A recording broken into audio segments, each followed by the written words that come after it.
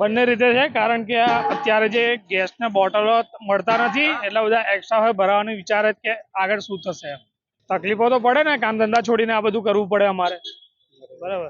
જે બોટલ એક કોલ કરવાથી ઘરે આવી જતો હતો, એની જગ્યાએ અત્યારે લાઈનમાં ઉભું રહીને કામ કરવું પડે છે અમારું કામ છોડીને. ઓનલાઈન બુક કરાવી અને પછી અહીંયા લેવા આવ્યા છે, કારણ કે અમને હવે લાગતું નથી કે બુક કરાયા પછી ઘરે બોટલ આવશે. ના, બોટલ એમ પતી ગયો છે. બરાબર. અને તો છતાંય પાછું આ કંઈક તો બીજું તો આયોજન કરવું જ પડશે ને.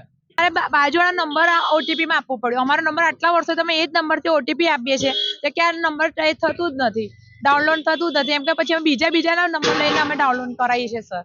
એ લોકો બધી વાતમાં હાથ ઊંચા કરી દે છે. એ લોકો સમજવું જોઈએ કે હવે આવી પરિસ્થિતિમાં લોકો જાય છે તો કોપરેટ કરીએ. કોપરેટ કોઈ વાતથી કોપરેટ છે જ નથી, કાયદેસર બી નહીં. આવી રીતે પછી અમે બોલીએ તો પછી પબ્લિકને ઇસ્યુ થઈને પબ્લિકને મારીને લાઠીચાર્જ ને એ બધી ધમકીઓ આલે, પોલીસથી ધમકીઓ આલે કે પોલીસને બોલાવીએ ના કરીએ. પણ કરી લીધું છે ઓનલાઈન. આ ગેસ બોટલના પૈસા બી પેમેન્ટ કરી દીધું છે. એ લોકોને બી તે એજન્સી પર લાઈનમાં ઉભા રહેવાનું છે, અને જે લોકોનું બુકિંગ નહીં થતું એ લોકોને બી લાઈનમાં ઉભું રહેવું પડે ત્યાં. એટલે બે વખત બધાને લાઈનમાં ઉભા રાખે છે ત્યાં ગાડી, અને એ લોકો પબ્લિક અંદર વળે છે, ઝઘડે છે, કોઈ ધ્યાન નહીં આપી રહ્યું.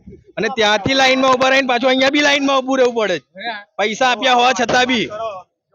એટલે આ એક જાતનો ભ્રષ્ટાચાર છે. પબ્લિકમાં યુનિટી નહીં, એનો ગેરલાભ ઉઠાવવામાં આવી રહ્યો છે. ના, ખાલી થઈ જ ગયો છે ઓલરેડી.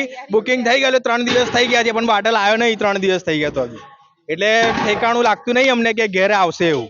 અને ત્યાંનો નંબર જ નહીં લાગતો. ઓફિસ અમે ફોન કરીએ છીએ કે ભાઈ બુકિંગ થઈ ગયેલું છે, બોટલ પર ફોન લાગતો જ નહીં. એ લોકો રિસીવ જ નહીં કરતા, બિઝી ને બિઝી જ બતાવ્યા કરે. એટલે પછી બધા લાઈનમાં જવું પડે, છૂટકો જ નહીં.